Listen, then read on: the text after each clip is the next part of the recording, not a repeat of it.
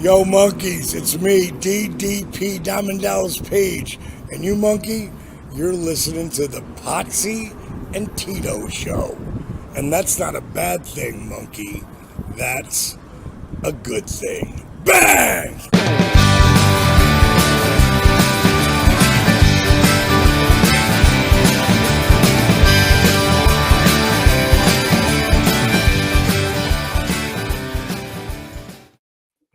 Ladies and gentlemen, boys and girls, children of all ages, the Pots and Pans Network brings to you its tag team champions of the world. That's right, the road dog Tino Gray, the badass Rob Potsy Potchak. That's right, the Potsy and Tino show. Our theme song is always brought to you by Adam's House Cat. It's called The Wrestling Song. It's available on iTunes for 99 cents. Nine Jones. And thank you to DDP for that awesome intro to the show. Tino, I don't know about you. I feel like lots has been going on in the past couple weeks. I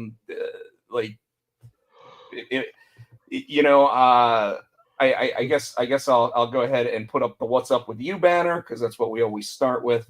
What's been going on with you? Well, what's up with me is going to roll into that other banner that you showed me before before the show because been having had a good week. This week, I'll be in Hickory Friday and Saturday for my monthly gigs I have there.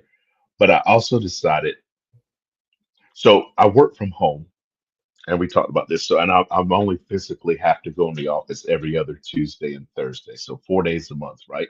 Well, I work from home, so if I'm sick, I'm working from home, right? I really don't go any, and if I haven't really go on vacations. We have certain times that we go. Well, having said that, I got time built up, right? And I can only roll over. What's up, Michael Turner? I can only roll over 40 hours. I have 120 PTO hours to play with, right? I can only roll over 40, so I got to figure out what to do with these other hours. Like I took like the week of Thanksgiving we get, obviously Thursday, Friday, Saturday, Sunday. So I took like Tuesday, Wednesday, here and I'll sprinkle them in there. And I was going to take them in December around Christmas. And my manager said, well, wait, they might do something for you. I'm like, well, I can't wait because I'll lose them if I don't use them. Yeah.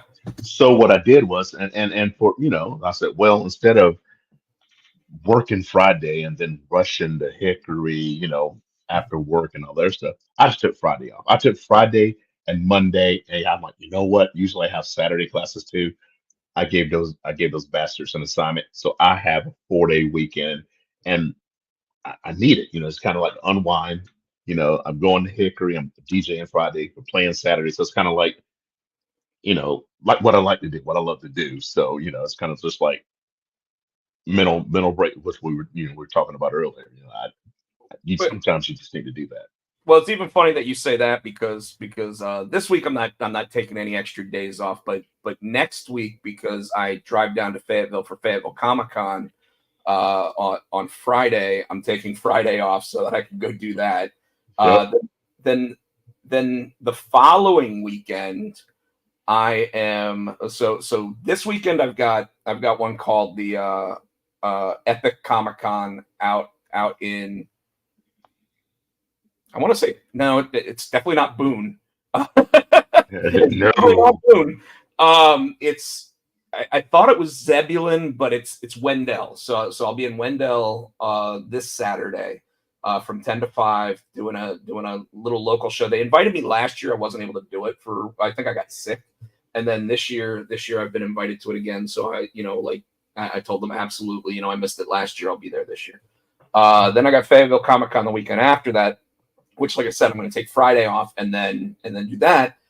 Then the following week, my buddy John from New York, the police officer who used to work for the Carolina Hurricanes down here, moved up to New York, became a cop, did that whole thing for 20-something years so he could retire, get the full pension, all that stuff.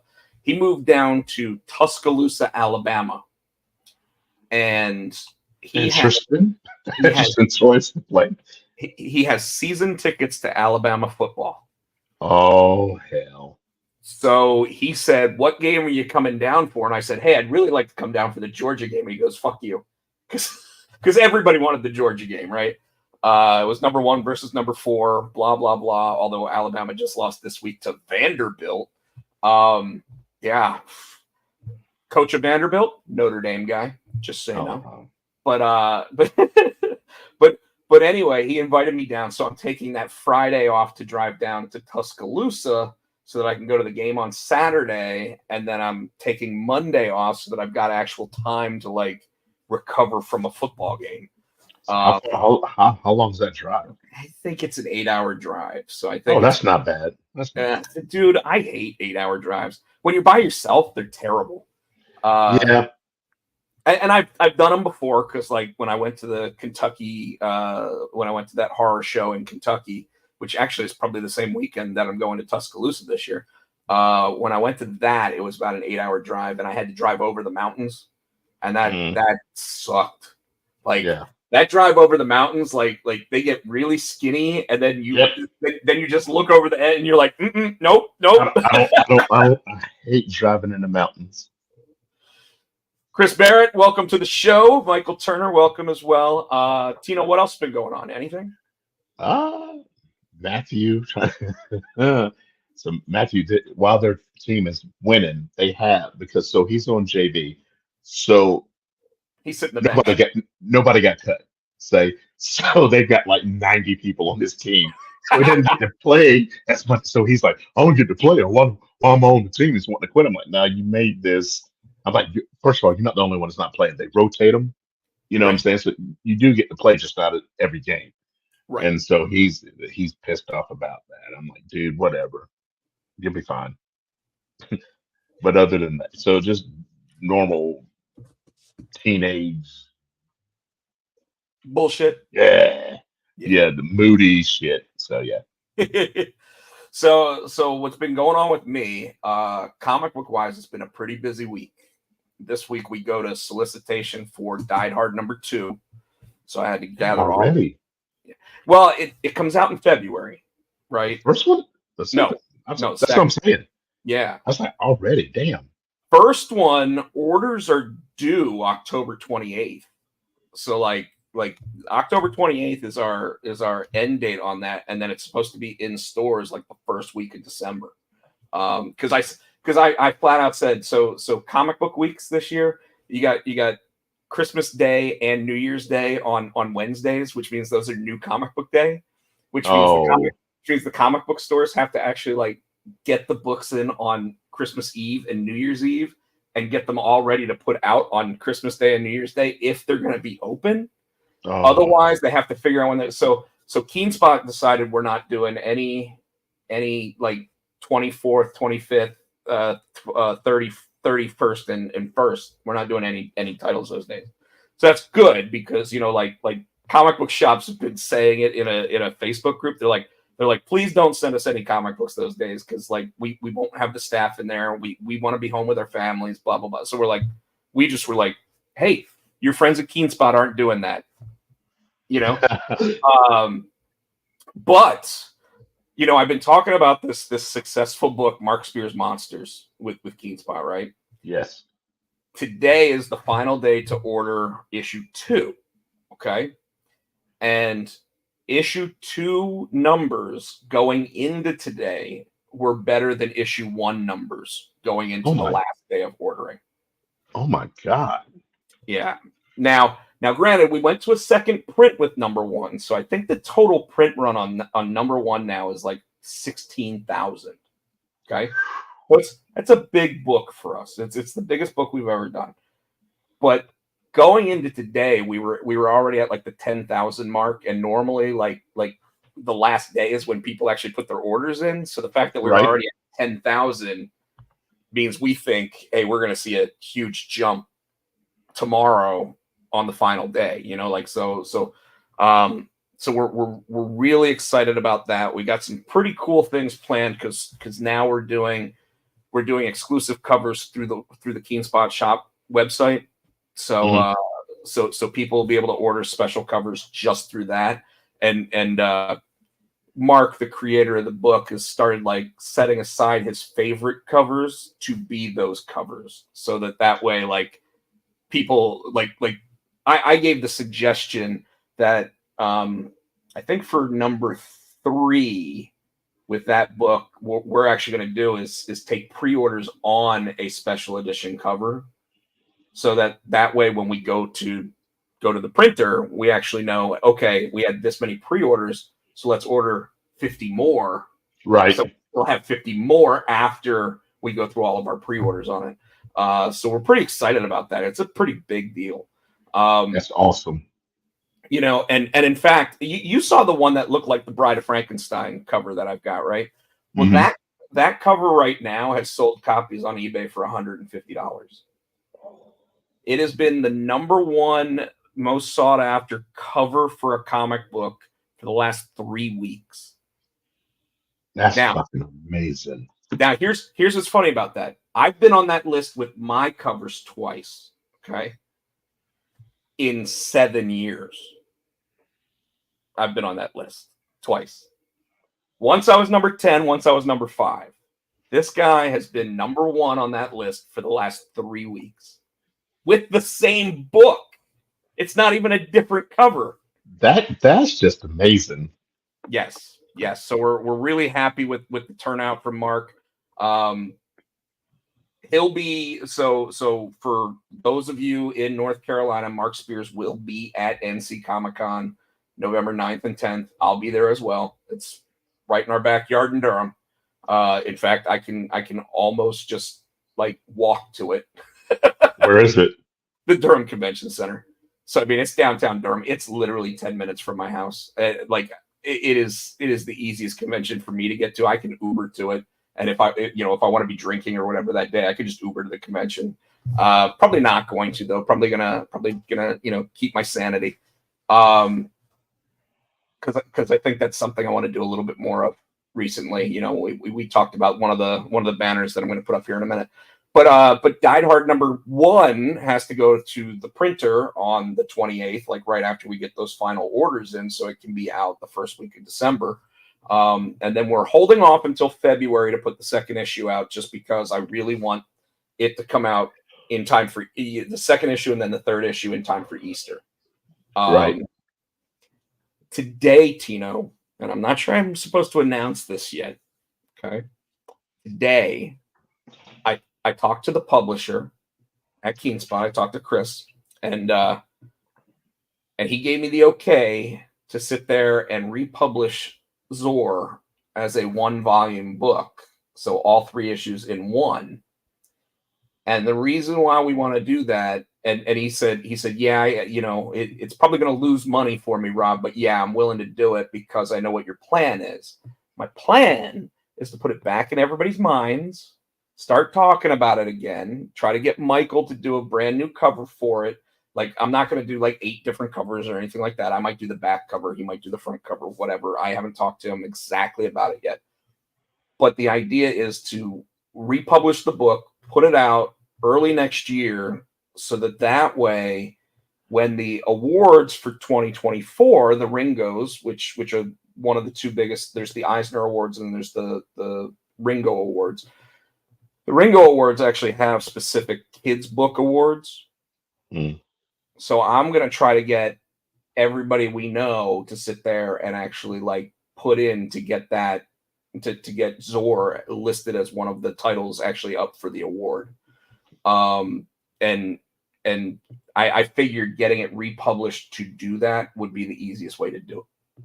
So now when we send it into the awards, we have to send all 3 single issues. But I think I got Chris talked into letting us republish it, so that way we can, like, it's so hard bringing like 5 different covers of number 1. Like, I love doing the variant covers because I love having artists that I really enjoy looking at the artwork for sit there and do different covers for each issue. But it is so hard to bring 5 copies of each version and then figure out a way to set it up so that people can actually buy the cover they want. It's hard to do.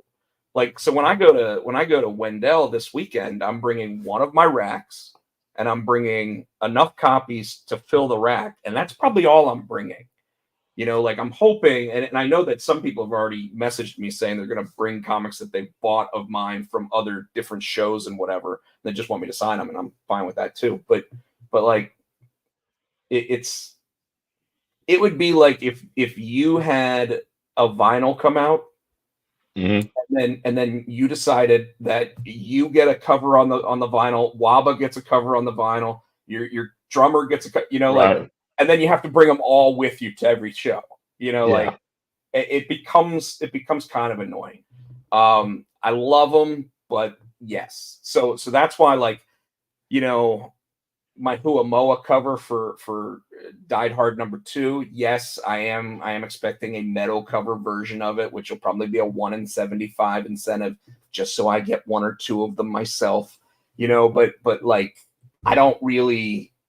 I almost want to go away from all the extra covers going forward, except they help the sales. Because someone sits there and goes, "That's a cool looking cover." Especially when I do, like, we've done like the Nightmare on Elm Street cover, and we've done Mhm. that. Like, when you do stuff like that on the book, it sells just to Nightmare on Elm Street fans. It doesn't Yeah. even sell necessarily as a comic book. So we're gonna see some stuff on that. Then the other thing that I just wanted to kind of state real quick is that that horror book I want to do, right? Well, as soon as I get my head in the right space to start putting it together, I am dead set on getting that out next year. So the plan is maybe have me do a couple issues of it, maybe have different other writers either co-write it with me. I was talking to our friend Jeremy Whitley, who we've gone and seen the AEW pay-per-views at the movie theaters with. He said he's interested, so want to talk to him a little bit more about it, see where he is with it. I know he's got an agent that I'd have to actually like deal with, to get it done.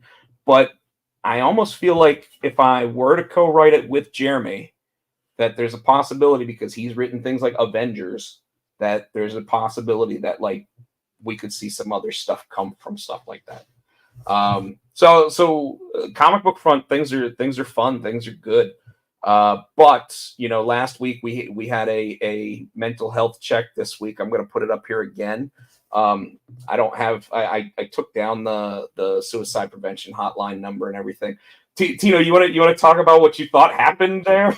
I got a message from Facebook saying something about our page was uh, blocked or was put on timeout or something, and I went to Violating look. terms of service. Yeah, and so I went, and the page was blank, and I'm like, the only thing I think of, it was just weird that the week after we did the show with the talking about suicide and all that, it went down. So I'm like, did It we was get? 3 days. Did we? It wasn't I'm even like, a week. I'm like, did we get flagged? That's what I thought it was. Rob's like, no, it's a scam. But I'm like, I thought we got flagged because of that. Yeah, I actually reached out. I got somebody at that, and this is the first time this has ever happened. Like, normally, like when you lose your account or whatever and it gets hacked or anything like that, like Meta does nothing to help you. And somehow I ended up getting one of those little chat bots that actually connected me to an actual person, and I was sitting there talking with them about it for like 30 minutes, and because my own personal Instagram account also said that there was a block on that, and I was like, well, that might be why I lose followers every fucking week, you know. but but no, it looks like there's just a glitch in Facebook right now for our page, nobody else's. And all it's doing is like it's making it so you have to click into the actual like Potsy and Tino icon to then pull up everything that's on the page, and everything's there. It's just when we flip from one account to the other, it's not showing anything right now, and it's still not. Like I don't know what's going on with that. They actually told me to log out of my accounts and log back in, and I was like, this sounds like a scam again. Because Rob's like, you didn't click that link. I'm like, you think I'm a fucking idiot? No, I didn't click the link. I don't click Well, those links. so 2 years ago, if you remember, 2 years ago, April, I lost my Instagram account for about Yeah. 10 days. And I had to sit there at 4 o'clock in the morning and continue to try to get it to sit there and reset the password fast enough so that the AI bot couldn't get it back from me. And I finally got it back, but that was a disaster for those 10 days because a buddy of mine that had like 100,000 Instagram followers ended up getting hit by the same exact scam. And his, unfortunately, I think he got hit by that scam because he got that message from my account. So that That's why I've heard too many stories, so I'll reach out to somebody and say, "Hey, did you send this?" yeah, and see that like when I got hit by the scam, I don't even remember what it was, but it sent me a text message, and that's I don't fuck with those either. it. Well, exactly. So, but no, the mental health check thing's up there right now, and the reason why, folks, I'm gonna go ahead and I know you guys are used to me talking about me, but I think it's important to get this out there into the ether of our watchers, listeners, everything else. Last week I was talking about a friend of mine, and it wasn't me just saying, "Oh, I'm talking about a friend of mine." No, I really was talking about a friend of mine who had told me that they didn't want to be here anymore, and they're still struggling. They're still going through their stuff, but they're doing better. They're just still struggling, and but I'm struggling. And last week, when I got that phone call and I decided to be the better person and actually watch out for them, have them come over to my house, spend time with me, and just keep them like trying to laugh and be positive and everything else. I'm not going to say I was suicidal. I wasn't. I've never. I don't think I've ever been really. And I think we talked about that a little bit last week. But I was really down. Like I wanted to cry. I wanted to sit there. I wanted and by the way, I'm a 46-year-old man who has cried recently and will continue to do so. I don't give a fuck. I love a good cry. It's just I like a good cry when there's a reason behind it, not just my entire body just goes, "You're gonna fucking cry now," and we're not gonna tell you why. Like I don't need that one. And part of me has felt like that recently, where it's that depression that's hitting that I can't really describe, and it just feels deeper than usual. And the reason why I bring this up, Tino, is because this morning I posted talking about my yeah, Chris Barrett, I'm a redhead. I don't have a soul, so it's a good cry isn't really good. We know gingers don't have souls. I know, right? I always wondered about like those evil soul suckers. Like what would happen if they came up to me? They just go, nope, go to the next one. But I mean, like recently I've been down. I've been down because of my job. I've been down. I'll admit I'm down because I'm single. Although I like being single most of the time. I do. I talk about it all the time. I love being single, but there are times where I don't. And those hit when they hit. Those hit pretty hard because it's like man. Like I can think about like, oh, how did I ruin my marriage and whatever, and how did she ruin the marriage and do all that stuff? And I really haven't had a girlfriend or anything, in I don't know, 12 years. It's not that I haven't dated or been out with other people, but I haven't really had a girlfriend in like 12 years. So, shit. Yeah. Shit, yeah. I never thought about it. Shit. Yeah. Haven't really cared, like I still have my fun, but the looking for a job, like a permanent job and everything else has really, really dragged me down. The fact that my job wants me to go from remote to hybrid has really dragged me down. And I don't even think like that really shouldn't be that big of a deal, but it is. Because I don't know where they're going to put me when I go in. I don't know if I'm going to have to share space with people. I don't know, like all these different things. But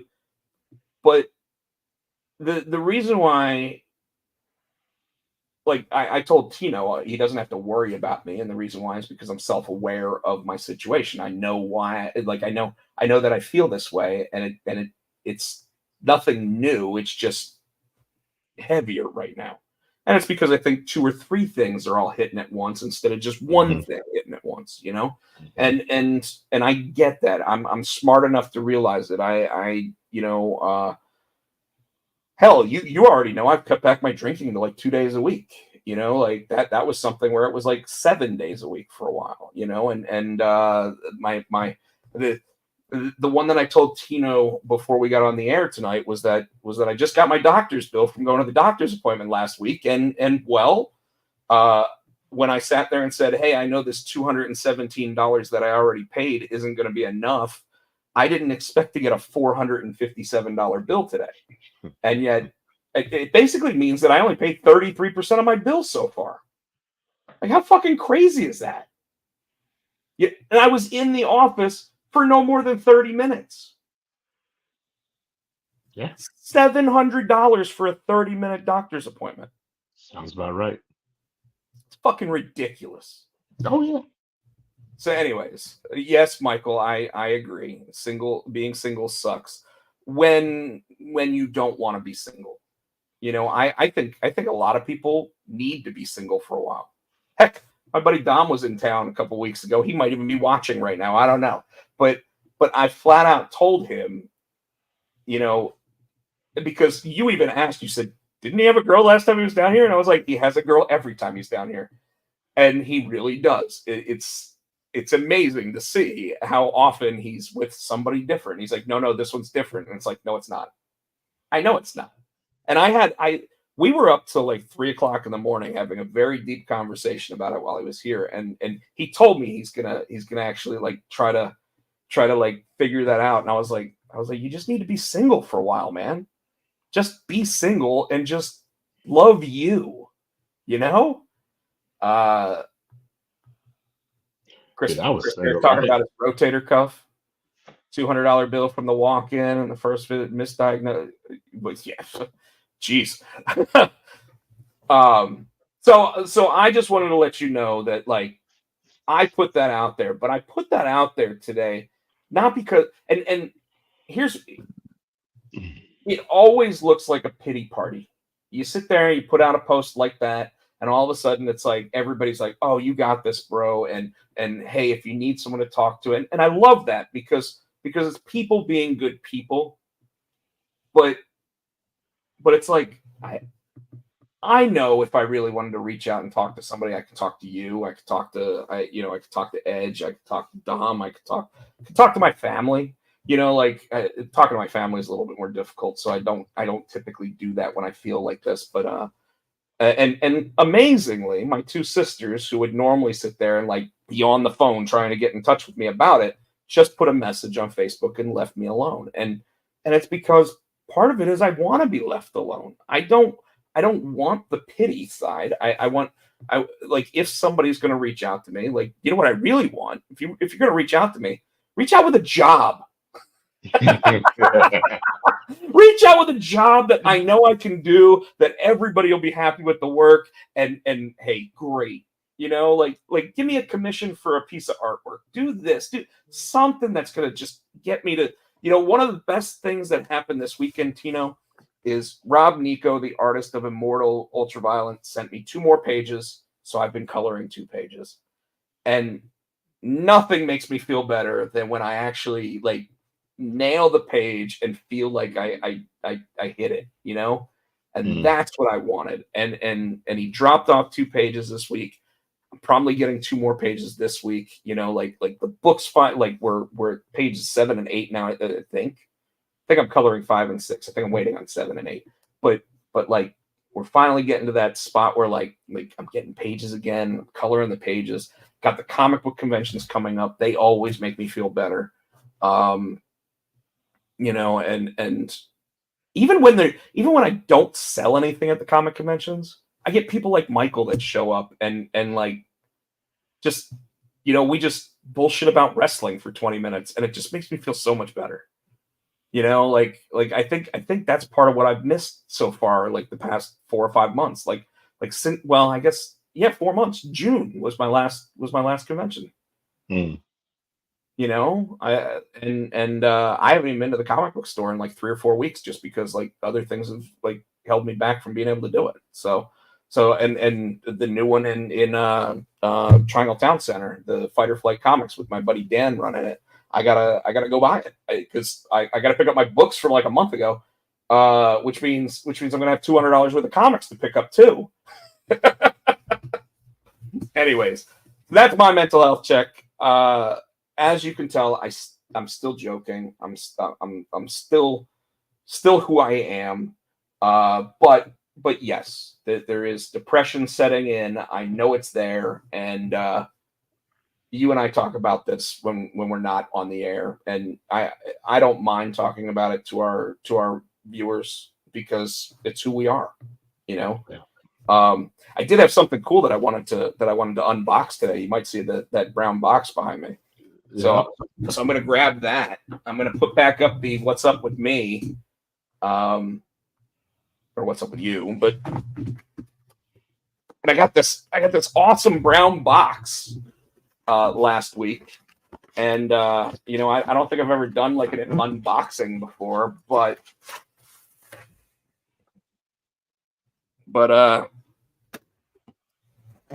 so we got the nice styrofoam, right? But what it is the 2024 Oktoberfest Sam Adams Stein. Oh, cool. It's like valued at $250. Wow. Yeah. My attorney said, "What's in the box?" and it was gifted to me. So That's awesome, man. yeah, I always wanted a Stein. I wish I'd known that. You've been here. We got Steins here. Wife's Oh, do you? Wife's family from Germany. Yes, we got Steins here. Yeah, but I mean, like that's got the pewter lid on it and everything. Yeah, we got like Steins from Germany, actual German Steins here.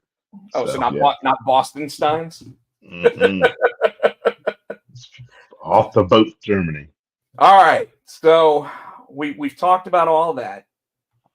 We got more comments in there already. Michael Turner said, "Sweet." You're talking about your Said, "What's Stein. in the box?" Chris Barrett said, "What's in the box?" It's my new. I got to find a spot on the bookcase behind me for it, because I don't expect me to be drinking out of it. But what do we want to talk about, Tino? Let's talk about some wrestling. Let's talk about that. We got to start early tonight so I can end early tonight and get some sleep. First and foremost, let's talk because we didn't mention we forgot to mention it last week. This week tonight, Raw went back to 2 hours. I think through December. I think when they hit Netflix in January. So do we know if they're going to go back to 3 or they're going to stay at 2? So as of right now, when they go to Netflix, they are supposed to go back to 3 hours. That's not set in stone. Chris Barrett, I probably will drink out of it once. He'll drink out of it. But it's more of a decorative Stein, even though it is the full ceramic real one. But rumor is that it is going back to 3 hours as soon as the January 6th episode starts. There's also rumor right now that SmackDown is being looked at to go to a 3-hour show now that it's on USA Network. Wow. And the apparently the problem that they're having trying to figure out whether or not they're going to move it to 3 hours is that the money that USA paid for it was only for a 2-hour show. So WWE, if they go to 3 hours, wants more money. And I can't say I blame them, because obviously when Fox ended up paying $1 billion for SmackDown before, and now that it went over to the USA Network and they got 1.4, that was still for a 2-hour show. So I totally get where they're coming from with it, but it does look like USA is seriously considering it because as soon as they lose Raw, they literally only have that 2 hours of wrestling. And if they move it to 3 hours, then,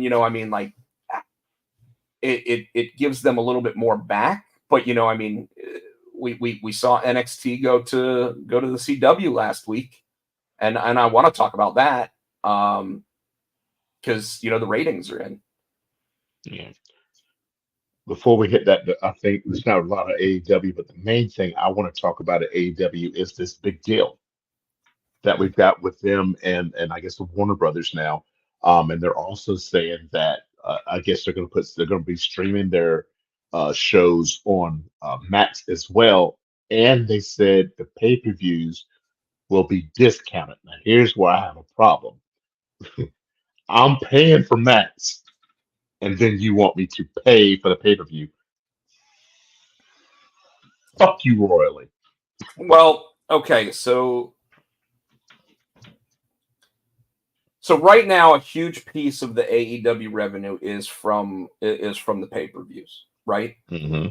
So they can't give that revenue up, even though they apparently just jumped up by 100% on their TV rights deal as well. Mm-hmm. There's a positive and a negative to this. Depends on what they discount those pay-per-views to. But right now, AEW has no interest in not doing the pay-per-view model because all the other pay-per-view providers are still going to carry the AEW pay-per-views. So it's very similar to when the WWE Network first started, and they said $10 for the WWE Network, but yet you could still get WrestleMania on pay-per-view. Yes. Same thing with Peacock. Well, they went away from it because remember when they went to Peacock, it became exclusively on Peacock.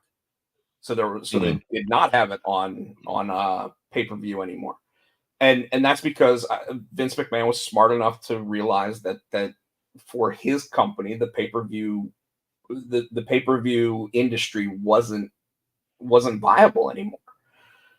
With AEW, it still is, because if you get 200,000 buys, that's at $50 a piece. That's $1 million in revenue, or 10 million in revenue.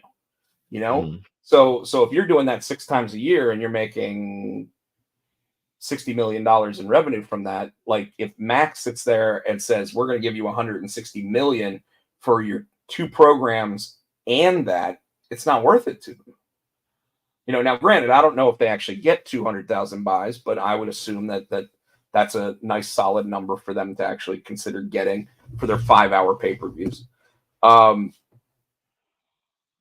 it's not like the days where WWE was getting 1.8 million pay-per-view buys for WrestleMania. I know, it's just so the question will be, what will it be discounted to? And if you're paying, so you and I really don't pay for the AEW pay-per-views anyway. Like we just don't feel like it's cost effective a lot of times. There are certain shows that I think are. I think Wrestle Dream is going to be a pretty good show. Although if they put that title on Moxley and have him beat Bryan Danielson, I might be done with their product for a while. I don't think they will. But I get what you mean, and I get what you're saying with that. I also the nice thing about it though is the simulcasting Dynamite and Collision on Max. And the reason why that's important is because for someone like me, I'm almost ready to get rid of cable again, or any of the different TV things that I've got. And I am ready to just go to the different streamers, because almost all of them have everything that I want to watch being done, like USA. If I have Universal, so if I have Peacock, a lot of times I get the USA programming.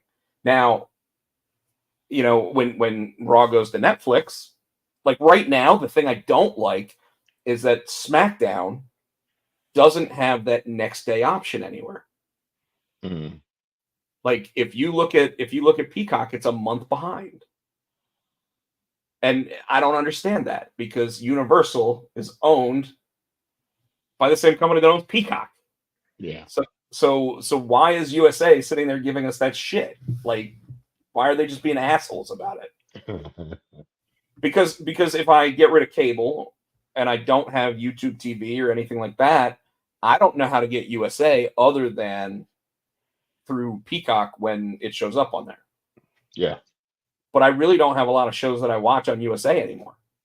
So why keep it? And if Max has all the other stuff, I have access to Max right now. Like when I got cable the last time, the whole reason behind getting cable was to have USA and to have the the Turner networks. Mm-hmm.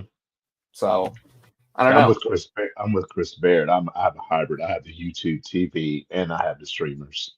Well, I think most everybody is like that right now. You've got one or the other, because there's always something that you want to watch that's on something that you can't find somewhere else. Mm-hmm.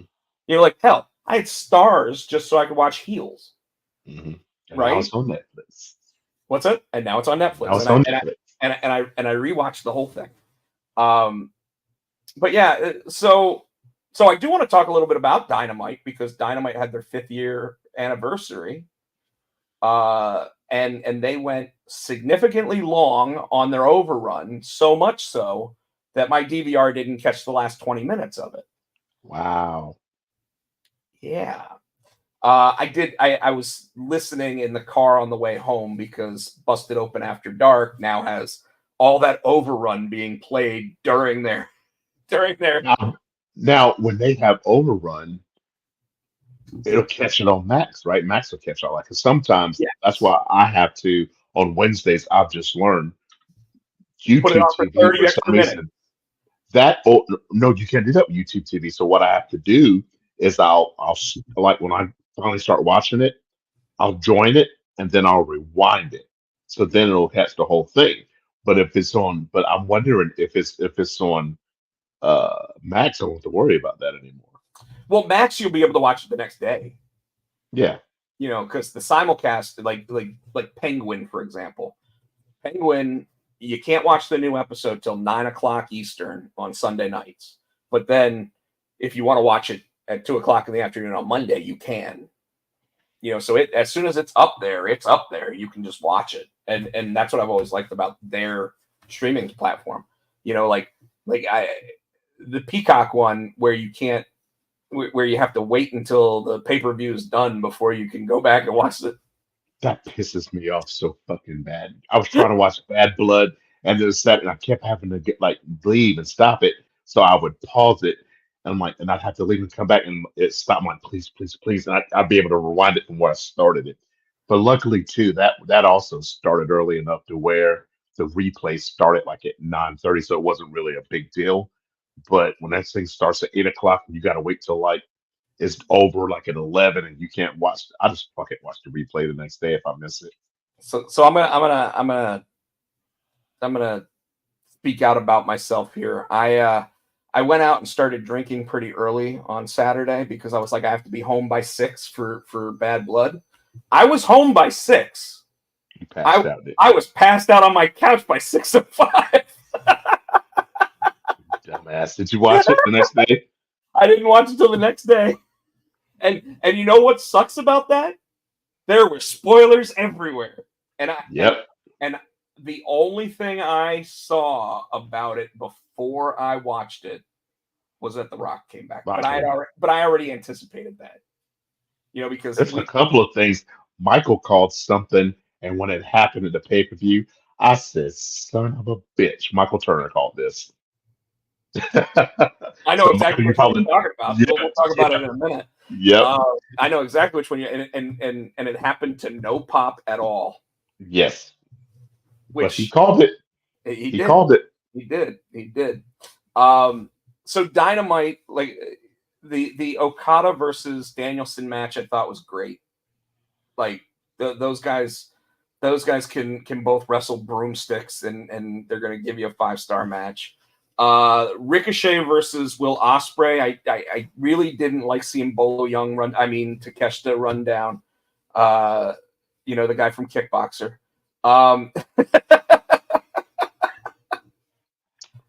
I thought that was a terrible spot there, but I also know that they couldn't really give us a finish for Ospreay and Ricochet because they're going to be intertwined with each other for the rest of their AEW careers. Well, I did find it interesting though with that match though. As far as I know, it's only like the third time they've thrown a match out You see a Russell Drink. I think now it's going to be a triple threat. between the three of them. I don't need that. I don't need that. Anyways, Anybody got time for that? exactly. Nobody got time for that.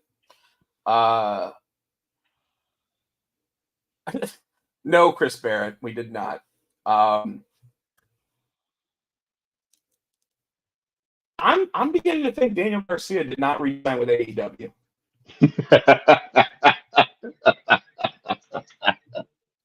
You think? I don't know if he's playing hardball. I don't know if he wants a better deal. I don't know if he's sitting there saying, I want a title run. I don't know what he's doing, but I don't think he's there anymore. I think he might be gone. I think Ricky Starks might be gone. I mean, it just seems like some of their bigger names that they had said were the young studs in the pro wrestling industry are suddenly like, well, you told me I'm the young stud, so guess what? Pony up. Yep. Now everybody's sitting there talking about how with this 160 million to 180 million a year that they're getting from Max starting in January means that they should be making $60 million in profit every year. But I don't think that's possible, Tino. Mm-mm. Like I don't think it's possible because like the last 10 people he signed have been to like $3 to $5 million contracts. Yep. And if that's 10 people, that's 50 million.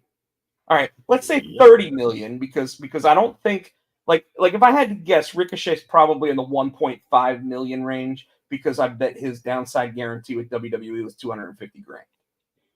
That'd make his worth as well. The jump, and he probably, because he probably lost out on like merch. I don't think he'll sell as much merch as he did in WWE, so he lost money. I mean, you have to think that the marketing machine behind the WWE with their Mattel line and everything else, like all the toys, all the T-shirts, all the just tchotchke bullshit that they put out for everybody, like there's AEW will do okay, but I'd love to see like what the runs on action figures are from the one company to the other, because it's got to be a fraction. You know, like you're talking about a worldwide, and we've obviously seen how worldwide the WWE and TKO is at this point, right? So I mean, heck, their next show is in Saudi Arabia again. So it's just weird to me, and they would have had to give him a much better downside guarantee. And I know that he's going to get more out of his personal merch because he's going to be able to put up a pro wrestling tees shop and actually make 50% on it. But I bet it still doesn't make up for what he loses by not having that WWE marketing machine behind him. Yeah. You know, like the good news about not working for the WWE is that you can do things like GalaxyCon, and you can do WrestleCade, and you can do all those different like side shows where you actually set up a table like I do at a Comic-Con, because WWE only does that WrestleMania Fan Expo, and they do like the SummerSlam Fan Expo, and then this year they did Fanatics Fest. But that's the only time you get to see one of those WWE wrestlers. Right. You know, so although Fanatics Fest in New York City, the only people that sold out their appearances were all the WWE people. Pretty crazy. I don't have anything else really to say about AEW. I thought what I saw from Dynamite was excellent. I do want to. So I guess now the Private Party are number one contenders. They beat the Young Bucks twice now, which I'm surprised, which makes me believe, they beat them Wednesday, or but they beat them in non-title matches. Yeah, and so that's what I'm thinking when So it comes down to they the won't title. win the titles. Nah. And Britt Baker, who we agreed doesn't need the title, is now coming back for the title. She made it known that she's coming for the title. But also Willow's going for the title. So that's going to be interesting. I love Britt Baker, but I think I'd like to see Willow run with that world title for a bit. I think And they're go ahead. yeah. Oh, I'm saying, and they're making Statlander. Apparently, she's going to be a face again, going Yeah, against Mercedes and her heater. yeah. I kind of get the feeling that Mercedes isn't over like they wanted her to be. Which is why I think Stat's going to take that title back. I don't know if that'll happen, but I think that's why Britt Baker's getting her position back. Because You, you think that, or you think Mariah May's not doing it? You know what I'm saying? oh no, Mariah May's like she's working it, girl. Well, Britt's not going after Mercedes. She's going after Mariah. No, I know, but I think that's why she's going after Mariah May. Is that I think that like Britt might not win it, but Mm. Britt will be good to make sure that Mariah gets the heat. You know, because this is really one of those things where like you've got where if they don't do it right, Mariah May's not going to be a heel for very long, and they need her to be a heel. You know, it's like she beat the shit out of Toni Storm. Like she should be a heel, but yet she's on that verge of being like that instant classic baby face that you know like just happens. You know, and so she's too good, and she's even too good at being the heel in the way that they've presented her as the heel. And then we got Return Switchblades back, and apparently MVP brought Shelton Benjamin. So now Shelton Benjamin is all elite, which I've heard that Bobby's already signed. So I wonder what they're waiting on for him to come. I don't think I don't well with Bobby, I don't know if he was healthy. Because Bobby was not in a ring for like the last 6 months that he was with WWE. Hmm. And then when it came close to his return, that's when all of a sudden they said, "Oh, Bobby's been taken off the active roster," and then suddenly he was a free agent. And I think with him you have to watch out because he's been like on that inactive roster a lot. Well, when we get to WWE, somebody made a return and was injured his first night back. No, someone else got injured the first night back. Two people did. I don't know which one you're talking about, so we'll jump into that. Okay. What did Chris Barrett say? The only man who's ever won the WWE, TNA, ECW, and AEW titles.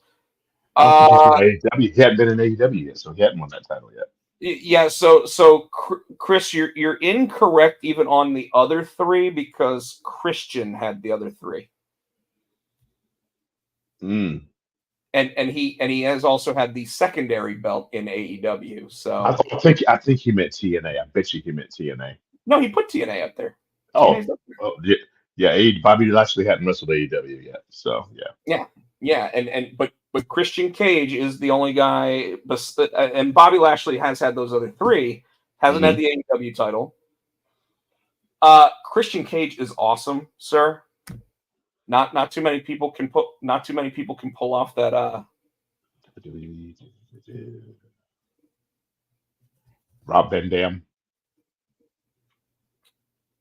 You're right, and it's because when he won the WWE title, that's when they made it the ECW title. But before that, he had. I think he had both at the same time. Remember, then he got caught with weed, and then they stripped him. Yeah, both. Well, yeah, that's just it. When he won the spinner belt from John Cena, he ended up the next night he was on that ECW TV show, and that's when Paul Heyman gave him the ECW title. He said I thought he had. so he had both at the same time, but Okay. but there wasn't an ECW title before that because he won it at ECW One Night Stand the week before the 2 days before they actually started the ECW television show. Okay. But yeah, I mean, I get what you're saying there, and I put it up there because I agree with you. But you know, like the thing I always find funny when I see this guy is the only one that's held these 4 titles. A lot of times, like the lifelong WWE guys, or even like an AJ Styles, couldn't have won the AEW title because the 5 years that AEW's been around, he's been under WWE contract. So you can't, you know, so Moxley being the only one that's been the New Japan, WWE, and AEW champion, yeah, that's great, except for the fact that like it's because certain people can't be in AEW right now. Like Randy Orton is never going to be a New Japan champion. He's never going to be an AEW champion because he's going to retire as a WWE guy. Yeah. But he's a 14-time world champion. Whereas the only reason why Moxley is going to be a 4-time AEW champion is because Tony Khan just sits there and like sucks his cock for some reason. It annoys me, man. Like you have okay. So you have people like Darby Allin, who everyone says, when are they going to give him a title run? Now, granted, 140 pounds soaking wet makes it really hard to sit there and say he's the heavyweight champion of the world. But why not put the belt on him rather than on Jon Moxley? Yeah. And instead, they took away his championship opportunity. So, ready to talk about WWE? Yes, do it. Let's talk about NXT on the CW. By the way, I want to go ahead and point out that Dynamite last week did 670,000 viewers. They're standard, pretty good. Did you see what NXT did on CW's first night? It was like what was it? 950,000 people. And by the way, that was like a 33% jump in viewership to check out their new programming on Tuesday nights on CW. Now, granted, I do want to point out, and I want to be 100% fair and transparent when I do this. CW is available in 7 million more homes than either USA or TBS. Really? Yes, because it's a network. It's network television. It's not cable television. Because of that, there is more people that can watch it. But the entire viewership that SmackDown lost by going from USA or going to USA from Fox was the exact amount that NXT grew in the very first week that it was on the CW. So the 300,000 viewers that SmackDown lost, NXT gained, which means the WWE still got their rating. They still got the total number of viewers between the 3 programs was the same. That's amazing. Now, what did you think of the show? That show was fucking amazing. Did you see how big that crowd was in Chicago? Yes. And I pulled up the Bad Blood. I forgot to pull up the NXT. Well, the night started with a title match. You had the women's title match between Roxanne Perez and Julia, and we got a smudge. We got the smudge. We ended up with we got Cora Jade coming down and helping Roxanne Perez. Now, listening to shows on the radio, Tino, they would talk about how they didn't understand why Roxanne and Cora Jade make sense. And here's my thing on it. The audience that watches on the CW is going to be your 18 to 34, right? Because Mhm. you always have those teeny bopper like dramas and whatever else on those networks. Well, they're going to be the Instagram followers, right? Yep. And if you watch either Cora Jade's or Roxanne Perez's Instagram account, who are they always with? To each other. The other one. They're always together. So for these radio shows that are very popular to sit there and say anything like they didn't understand why Cora Jade would help Roxanne Perez, Mhm. they're ridiculous. And I think it makes sense because I could see what actually is going to be the case is when they want to get Roxanne moved up to the main roster, would probably, if Cora Jade can stay healthy, She'll would be be to the put next the champion. belt on her.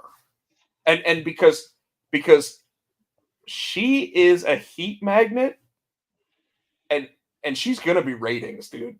Like she is a spitfire and she is, I mean, Sky Blue. yes. There's only one difference between them now. What's that? Sky Blue didn't have a certain type of enhancement done. Oh, did she? I didn't notice. Cora Jade most definitely did. Oh, I Yes. didn't notice. Yes, they were front and center on Tuesday night. Like she opened up her jacket and just showed them. Couple interesting things about NXT on CW this week is that there were only 4 matches. They had 2 title matches. Then they had, was it a women's tag team match? I'm looking. I've got Yeah, it pulled up. it was because it was it was It was Jada Parker and Lola Vice against Fatal Influence. yeah. Match of the night was probably the Rascals street fight. Those 2 kids really tried to beat the shit out of each other. Oh, they didn't try. Fair. They didn't try. Fair assessment there, sir.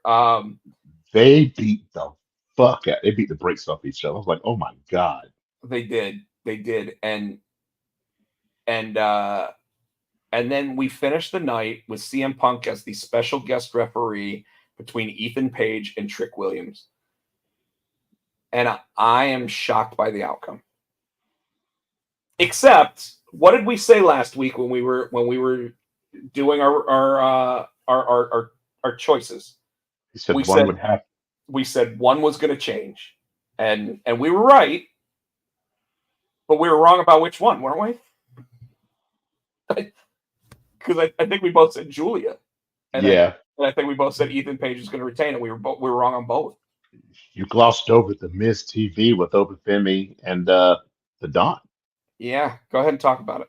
That was interesting. The Dawn actually stood up and he got some good licks. He got some good licks on Obafemi, so it made him look stronger.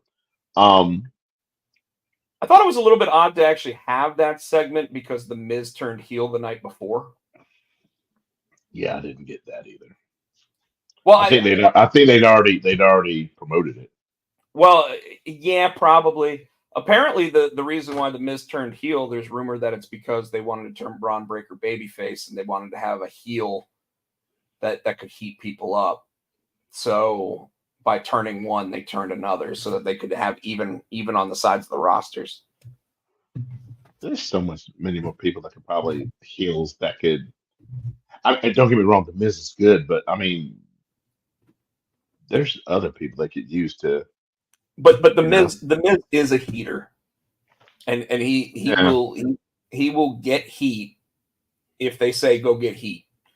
And the fact that he turned on R-Truth means that maybe R-Truth gets a program for a little while, which is always awesome. Which is always, pun intended. I love the Miz. I mean, I love the Truth. Sorry, not the Miz. I love that when Truth came back, they were like, how are you back already? Which, by the way, I think we got tag match against AOP. What the fuck is AOP? Popular Pains. What did they write? So all right, couple other WWE shows this week. We like I'm gonna be honest. I didn't watch SmackDown. Well, then you didn't know, like I said, the return of AJ Styles. He got Oh hurt with his yes, return. yes, you're right. You're right. I thought you were talking about the injury to Braun Strowman because he has a grade 2 torn groin area. I didn't know that. Yeah, so it happened early in his match, and to prove he was the monster of all monsters, he went ahead and still went through the entire match with a grade 2 groin tear. He. God bless him. He's the man. Because I'd have quit and cried like a bitch, and I'd have got on the stretcher. Nope. Yeah, best line I ever heard Dennis Miller say when he was on Monday Night Football was he said, "Yeah, I heard that guy had a groin tear. I don't know. I heard he had a mild groin tear. I don't know about you guys, but anything done to my groin isn't mild." That part. That part right there. So, but That's on good. Monday night, see, I wanted to talk about Monday night real quick because the monster of all monsters did get the win against Bronson Reed, but how did he get it? Oh, oh, oh. Came back out of nowhere Not and really out curb of stomped nowhere. him. See, I almost feel like that return was kind of like spoiled by the fact that R-Truth came back the same night because they both had the same thing happen to them. Yeah, but So our truth didn't stand up to Tsunami Man.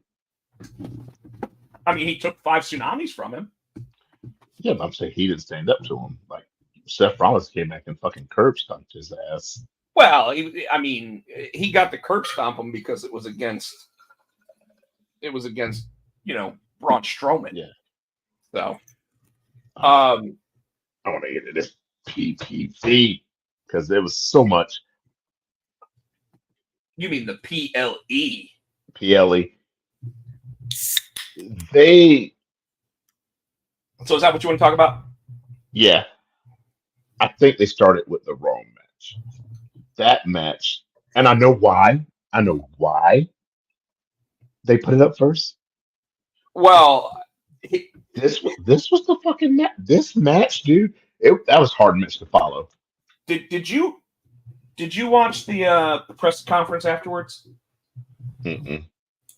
I think we got a little bit of.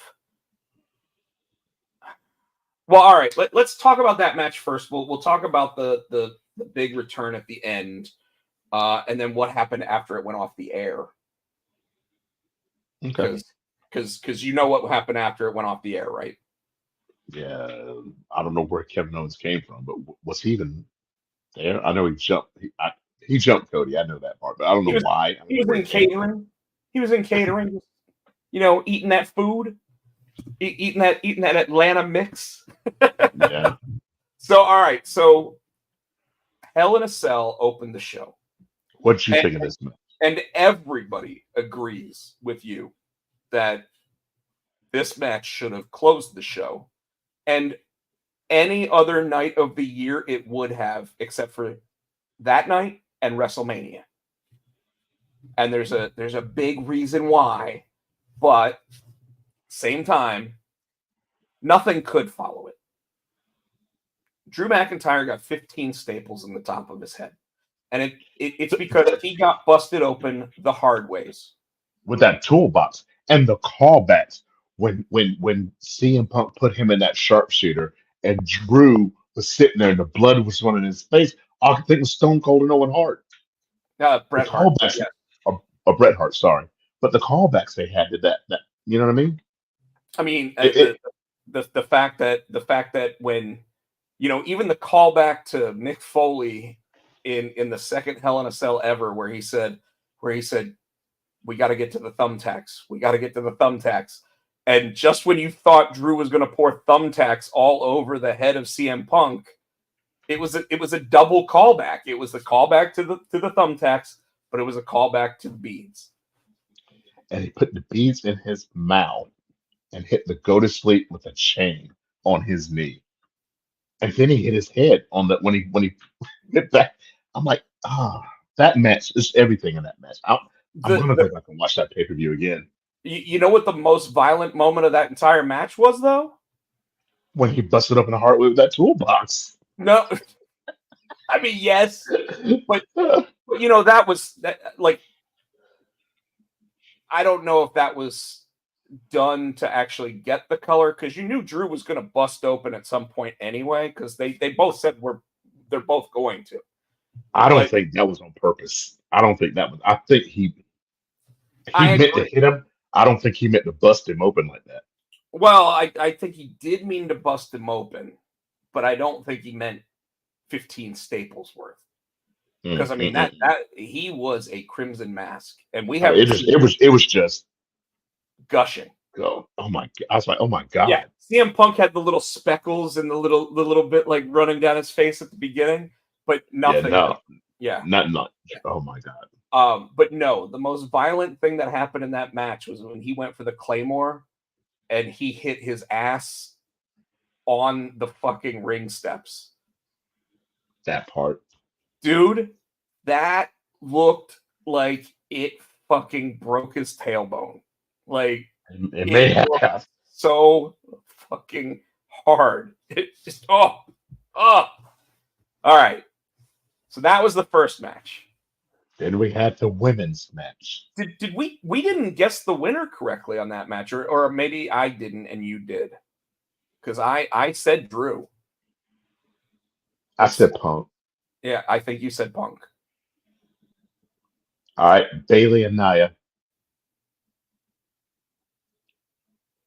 That was a better match than I thought it was going to be too. This whole pay-per-view, that was a better match than that, because it was believable, because you didn't want Bailey coming out too strong, but you didn't want her to be like squashed either. So it was a good back and forth mix, I thought. I applaud Bailey for trying to make it look like Nia did a Hurricane Rana.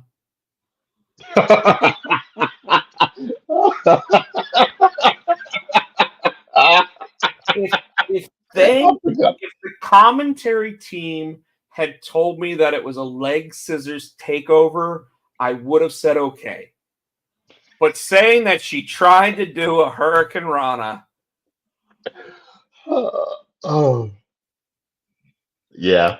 Tiffy coming down and actually making it look like she wanted to make it a triple threat match. I don't think she did. No, it was while Nia was down. It was while Nia was down. No, she came in and the ref picked up the briefcase, and then Tiffy was like, and then Nia did the Undertaker setup, which I popped for too. I just looked at her, and Tiffy's like, no, I'm telling you, like I've been saying all along, when Tiffy gets enough of Nia pushing her around, and when she cashes in, oh my god, the pop, that roof's going to come off the place. I have a feeling they're going to have some sort of specialty match. In fact, it could be Survivor Series, and okay. So Triple H is trying to make Crown Jewel into a big event, right? By introducing that Crown Jewel belt. Oh, Jesus, I could care less. What if Nia Jax wins that match, and then Tiffy comes down and steals her championship because she comes down because Nia's all exhausted and everything after being in a match against Liv Morgan, which is such a David and Goliath moment anyway, right?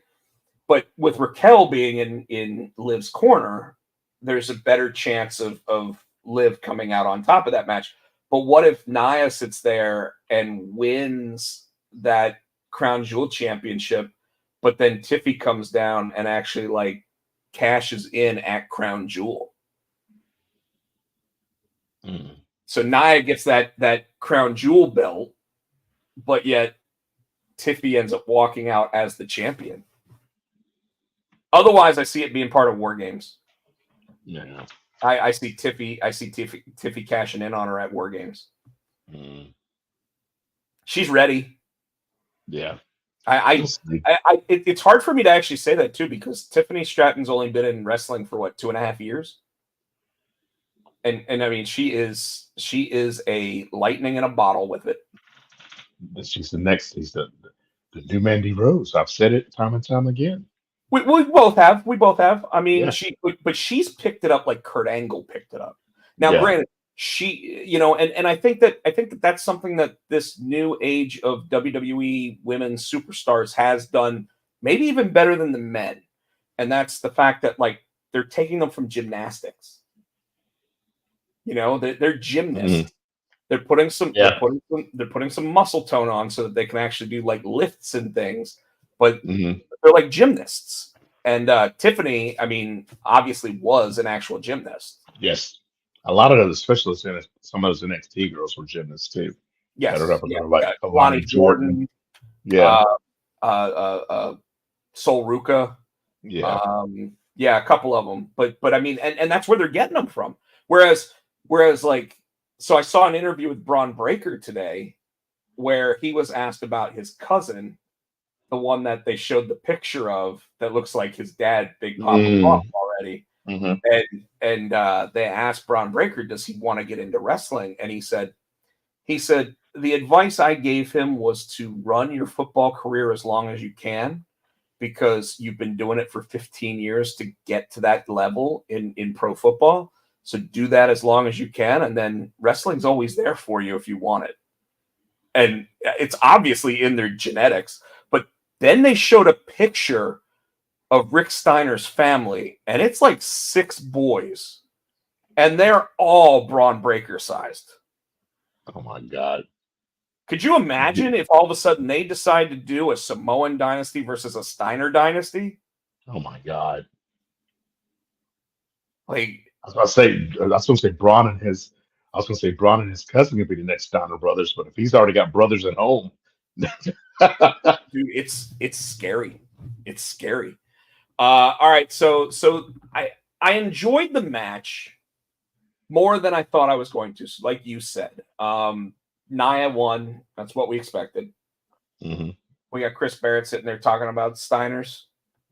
Yeah. Steiner line versus the Bloodline. Yeah, pretty much. Oh, pardon me. All right. So, Finn and Damon. And I called because, I said, there's 2 things. I said, he got his ass beaten the Raw before. And we said if Finn won, Rhea wouldn't, and vice versa. So when Finn won that match, I knew Rhea wasn't winning. But Rhea did win. Well, the title, let's put it. Oh, right. I don't think she won, though. They stopped that match. She did. Raquel got Liv Morgan disqualified. Did they ever say? It wasn't supposed to happen. It was such a botch because and the statement made after everything was that the referee saw everything, so he had to disqualify her.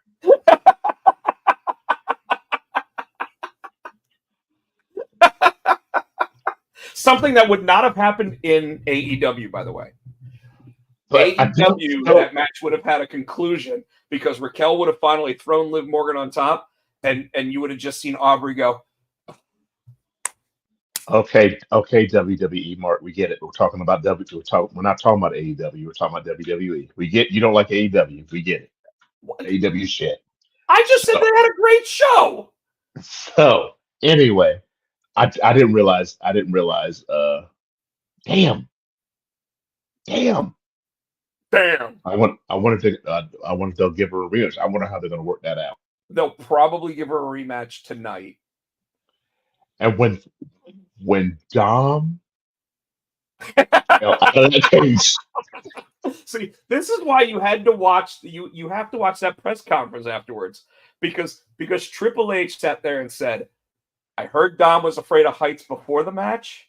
I'm sure he's afraid of heights now. I'm sure he's also afraid of kendo sticks. And I'm pretty sure he's afraid of piñatas. when Rhea called the camera over and said "Happy She birthday" to whooped me, the shit out of him. she whooped that trick. But when she said She "Happy whooped, birthday" to me, she whooped the ever loving shit out of Dominic last at that thing, man. And dude, I don't know how he knew he was actually going to still be locked to like with his leg. Like because that's one of that those would things where one little thing goes wrong, he's on the ground and he's got a broken neck. because he came out head first. Yeah. I, mm, mm, mm, mm, mm, mm. So That's what made. I was like, maybe they it tested scared me. it's one of those things where they obviously tested it multiple times, whatever, before the thing. But like, I would not have wanted to be Dominic having to fall out of that cage. No. So Rhea won. No, well, Yes, she but didn't win the no. belt. Liv, And Liv, Liv retains the title to a returning Raquel Rodriguez, who got no pop at all, but does look like she will be with the Judgment Day going forward. I think it's a good spot for her. Like as the China enforcer in the background for Liv Morgan. Liv Morgan's 5 foot nothing. yeah. You know, I think it's a good spot. All right. Then we got the main event. We got the main event. Cody and Roman, Solo and Jacob. So Cody came down with the marching band, and not to be outdone, Roman came down with the orchestra and people hanging off the railings and singing. Oh, I'm like, what the fuck are we doing? Well, except have you watched the videos of Roman's entrance? That woman playing that drum is not hitting anything. Oh, And really? she even starts to laugh because she knows she's not hitting anything. And she's like, and then she goes like that. And I know I saw at least a TikTok where someone was like, this bitch knows she's not hitting nothing. So Michael said, care. Michael Turner said he didn't care about the main. He didn't care about the main event. What do you think of this main event? You know what it reminded me of? The Mega Powers explode. You yes, but also you remember like Survivor Series 2013 where it was The Rock and John Cena versus Awesome Truth? I think so. When I watched that initially, it was like when The Rock came into the match, it was electric. And I know that that's like the common phrase for when he's in the ring or whatever. But then when he tagged in John Cena, it became a meh. Yeah. And this match took a long while to get going. But when it finally did, I thought it was doing what it needed to. The Spider-Man crawl from Jimmy Uso to come out from under the ring. After all reports were he was released from the WWE. I didn't see any of that. It was on one of my YouTube. It was rumored he was released, and I think they did that on purpose to. Did you really believe that he was released? No. Yeah. No way. Not only got the Bloodline War Games coming up at Survivor Series, right? But the Spider-Man and he came out from under the rings between the Tongans. So you expect me to believe they didn't see a motherfucker crawling out from under the ring? Did you see the video of it? Those two were intently looking in the ring. They never saw him slide out, and he slid out so Splinter Cell like. He's just standing there. Yeah, where Solo turned around is like, he's mid spike. He's like, you know, the only thing that would have made that better is if Joe Tessitore was actually doing the call on it, because he'd have been like, "Who is that masked man? Who is that?" Because I know that's Jimmy Uso. He's 10 feet in front of me. But he wouldn't have known that this time because he had that thing covering all the way. Yeah, bandana in the hood. Yeah. Yeah. So like it wouldn't have been like, I know that's Drew McIntyre. I know he's 6'6". So okay, so we had the match. He came out. Roman pins Solo, right? Solo. Roman gets up. He does his respect to Cody. Not Leaves the not ring. Hold on. really. Hold on. He kind of like looks at him. He nods, and they looked at him, and then they left him alone. He was leaving, and then the bloodline came and jumped Cody. Jimmy stopped him and said, "You gave him your word. You see, Roman, it was only supposed to be this one time." Yeah. And then he said, "You gave him your word." He said, "I'm with you, Uso. What do you want to do?" So, did Roman go back to save Cody, or did Roman go back in because he wanted some more Samoa? I mean, some more Solo, or did he do it because it was the right thing? You know what I'm I saying? so I don't think it's any of those. I think, well, it's the right thing. Okay. But when you say I got your back on this night, I would assume it means the entire night, Mhm. you know? And that's just me being as simple as possible. And Like as then after he made the save, he picked up the belt, looked at it, and handed it back to Cody. Yeah, but So he handed it back with like that almost limp wrist of like, I'm gonna drop it. You better hold on. so is this his semi? Oh, it's Well, his baby face turn. he's a face turn. He's face already. People are cheering the shit out of him. The, But is it one of these? He's trying to be. I'm a face, but I'm edgy. You don't really know. You know what I mean? Like a Stone Cold or a Rock. You don't really know. so so if we're gonna dissect this, we got to dissect it completely. And here's the thing: Roman's not gonna face too many people every year anymore, right? No, no. So maybe 5-6 matches, and in those 5-6 matches, it seems like half of them are going to be tag matches. He's the Andre the Giant. He's a special attraction now. He definitely is. He's the next Brock Lesnar. Hmm. Um, I think what it really means is that like they're going to try to run this babyface run as long as they can, and giving the belt to Cody, but reminding Cody like this almost feels like it could be the new Rock versus Stone Cold every 2 or 3 years at WrestleMania. And I'm good with that.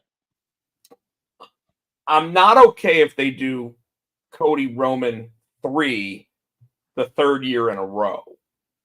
Like I'd Right. like to see I think we're gonna get Rock and Roman at 41, and I'm okay with that because that's for bloodline supremacy, right? So that was my next question. When he showed up, who was he looking at? Because we all know that he told Cody when he came back he was coming for Cody to settle the score. But you just said when you think we're going to have a Rock and Roman, who was he looking at? Well, He I never think walked to the ring. I okay, so Cody has Gunther at the next pay-per-view, PLE. Hmm. And that, by the way, is a WrestleMania main event as well. And they're wasting it. If Goldberg doesn't get involved, the fuck was that? But okay. Well, what'd be interesting is if all of a sudden The Rock gets involved on Gunther's side and Goldberg gets involved on Cody's side because of all that. And so one, I want to go ahead and say the Goldberg stuff apparently was not scripted.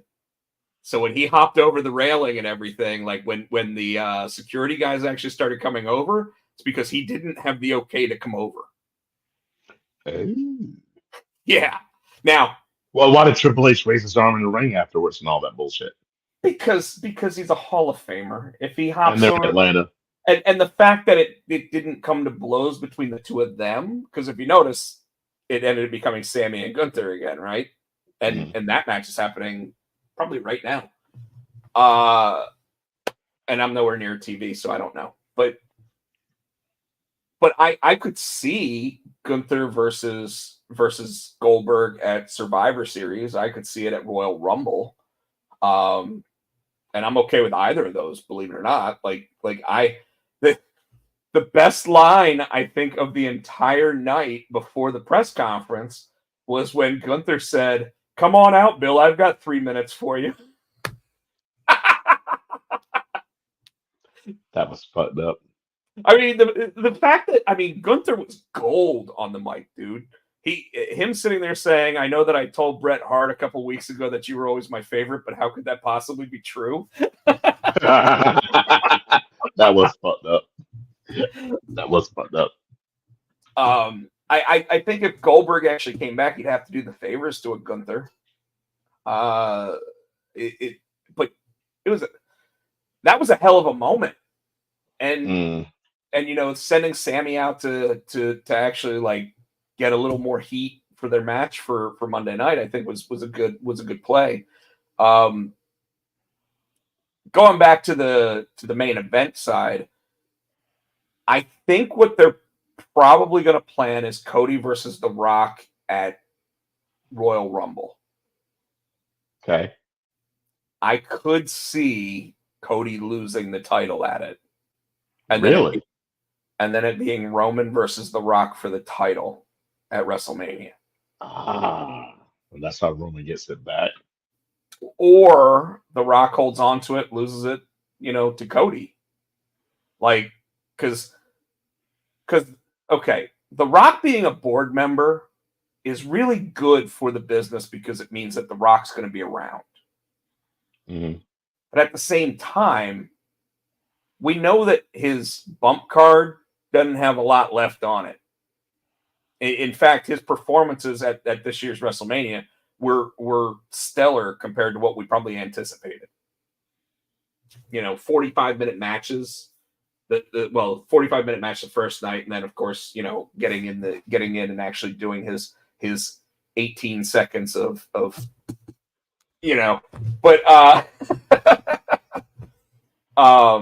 but I could see Cody losing to him at Royal Rumble because Cody at this point has to be thinking, I'm gonna go to WrestleMania as the champion, and I'm gonna main event my third WrestleMania. And The Rock is going to do everything he can to stop that. Good point. So that's where I think that goes. After the show went off the air, Tino, and I'm sure that this was probably shown in a video package tonight, but will most definitely be a highlight of Friday night, gets Cody out of the way of the bloodline for a little while because Kevin Owens finally overheated. But why? Did they say why, or he just? I didn't see it. I saw. Yeah. So here's why it wasn't said. If you watch the press conference, so Jackie Redmond comes out and she was wearing a really nice like cut off pants and stuff, so you could see the legs and everything. Like she looked really hot. But she came out and she said, "We're going to talk to Liv Morgan. We're going to talk to Damian Priest. We're going to talk to Cody Rhodes, and we're going to talk to Paul Levesque." Well, Liv Morgan comes out, and Liv Morgan sits there and doesn't like the reception that she got. So she said, "We're going to try that again. I'm going to go back there one more time. When they play my music, you're going to cheer me in." And they did when she walked back in. It was great. But when Triple H came out, he was like, "Hey, I know we were supposed to talk to Cody. Something happened backstage. Can't really go into it yet. Don't have all the details, but Cody's not going to be here. So we're just going to go ahead and do our numbers and everything else." And of course, they announced that it was the biggest arena show gate in WWE history with only 16,000 viewers. Well, they're still talking about their I think they're still selling out everything because they said they sold out. So it's number 60 for the year. Yeah. And that, by the way, them saying number 60, that's their 60th televised event. So that's not including the house shows that probably did sell every ticket this year. because you know me, I've always sat there and said Raleigh doesn't sell out. Well, if you wanted tickets to Raw when they went to Raleigh this year, you were going to sit nosebleeds. Yep. Like they sold out, which I'm happy to see because that means the Raleigh market might actually get another show on TV next year. But cool. With the way that they are selling out, like who knows? Because they're not, and it's smart on their part, because if you look at their competition who says, oh, we're going to do Chicago, we're going to do Chicago, we're going to do Chicago, we're going to do Chicago, they don't sell out Chicago anymore. They did at the beginning, they don't anymore. WWE is sitting there going, if you don't sell out, we're not giving you another show for a couple years. Yep. In fact, we've already talked about it. They've been cutting the shows that aren't selling out. So it's just the way it is. WWE did not film the KO beatdown of Cody. Why? Well, I'll ask you the same question. Why wouldn't they film it? So they want to show it on the show. They want to have like backstage, like you said, backstage footage. I don't know. So WWE always tries to blur the reality versus fantasy lines, right? Mm-hmm. So if they know that people are waiting outside by that Wheatley American vodka bus and they've got their cameras out, there are 100 people out there filming KO sitting there having a conversation with his friend that all of a sudden gets heated and turns into an MMA fight. And good point. And WWE doesn't have to film a single instant of it. They don't have to waste their cameras. And if they had a camera outside for that, it looks fake. It looks staged. But by not having a camera out there and having those 100 people waiting to try to talk to Cody Rhodes and having Kevin Owens pull up in a Lamborghini to sit there, and it was a sexy car. And I don't know if it was actually Kevin Owens that pulled up in that car, but that car was right there and it looked like Kevin Owens got out of it. But that beatdown, it makes it look like you go into Friday night and you're sitting there going, everything boiled over. Okay. All right. I got you. Makes sense, right? Makes sense.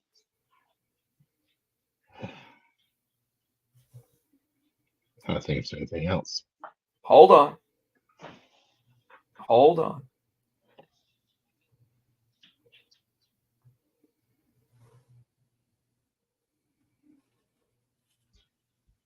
When does that start? Tonight.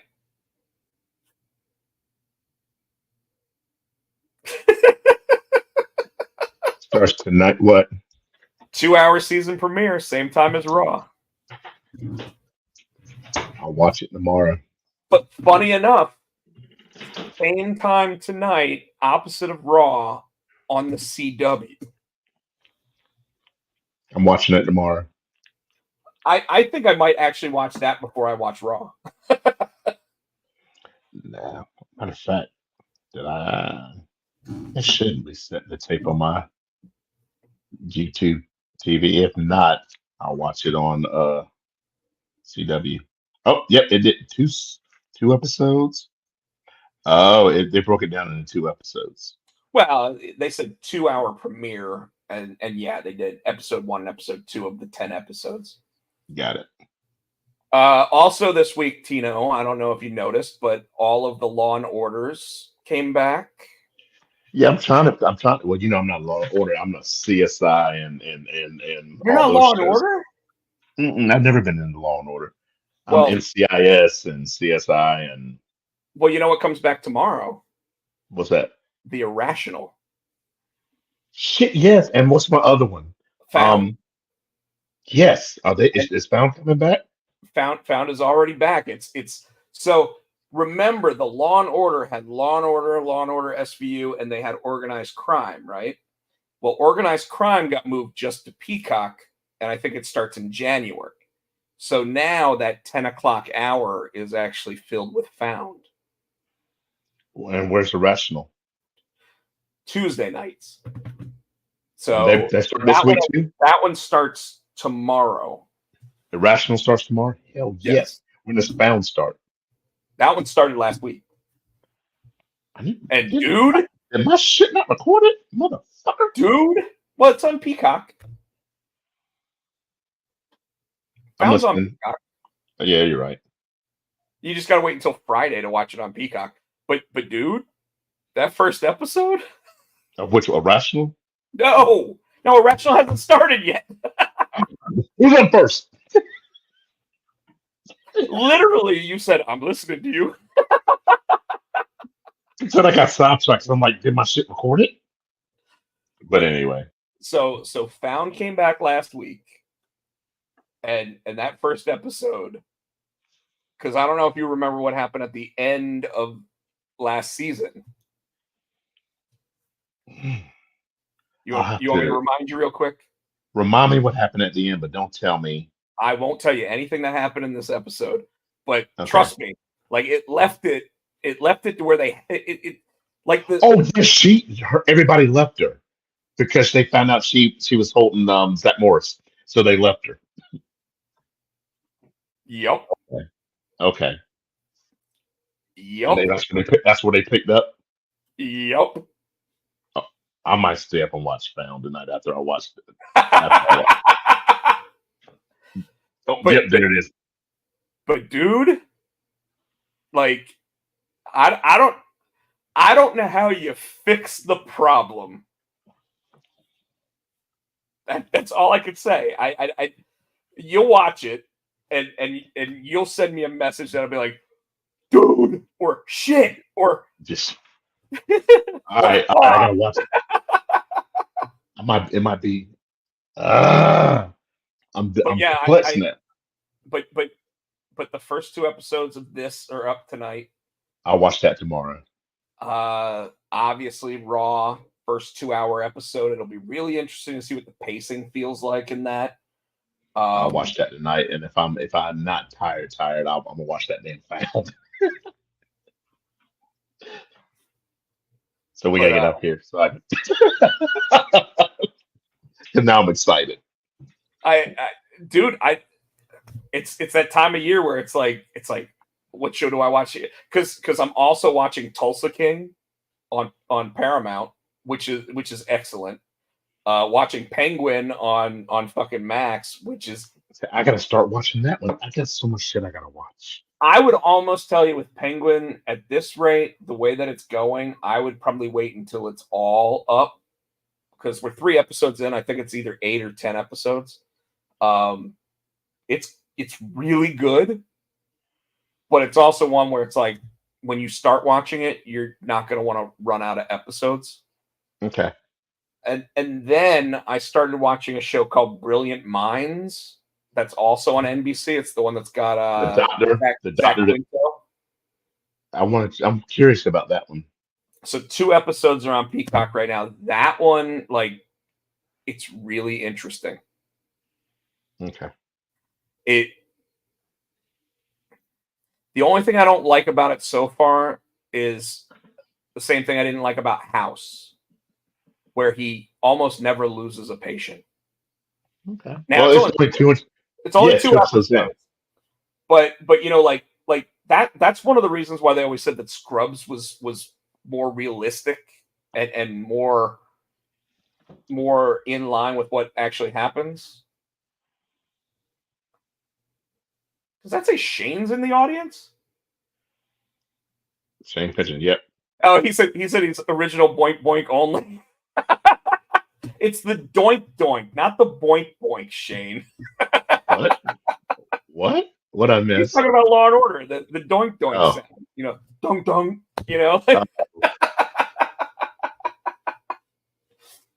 Welcome to the show. Yes, and if you ever watched House, it was never lupus. Except for the one episode that he thought it was lupus at the beginning. They determined it wasn't lupus, and it became lupus by the end. So,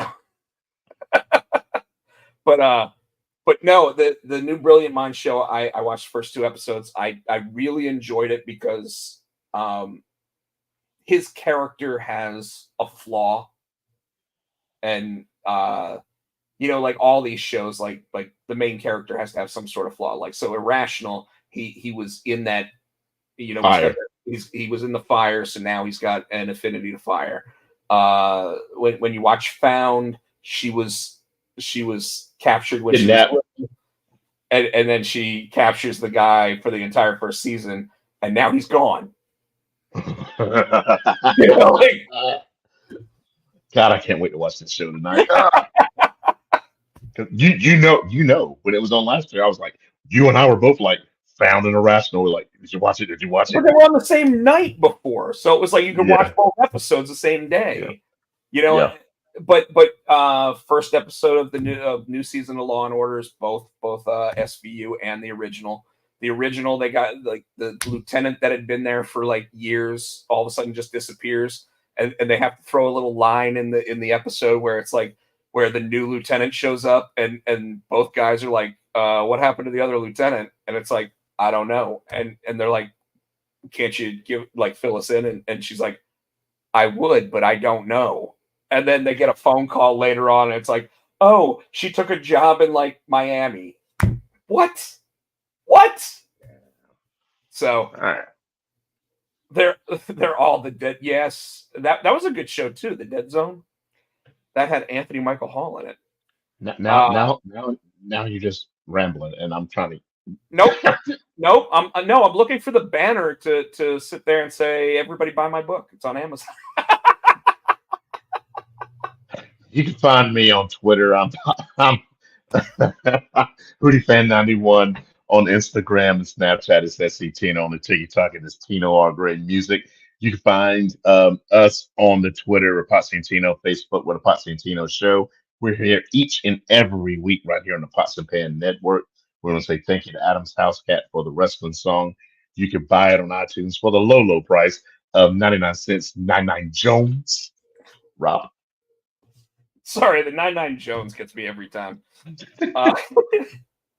You can catch me on Twitter at Potchak. You can catch me on Instagram at Rob Potchak, which is also the YouTube channel. You can also catch me on my backup on Instagram at Rob Potsy Potchak, which is also the Snapchat and the TikTok and the Twitch. So all of those are Rob Potsy Potchak. Yes, and like Chris Barrett just said, 99 Jones. We want to thank Adam's House Cat for the wrestling song. That's where you get it for 99 Jones. I just said that. I know. I'm just saying it again. And Tino wants us to get out of here, so I'm looking for the outro. Sorry, I'm looking for it. Folks, we'll see you next week. Watch all those TV shows; they're great, and we're out of here. You guys be good.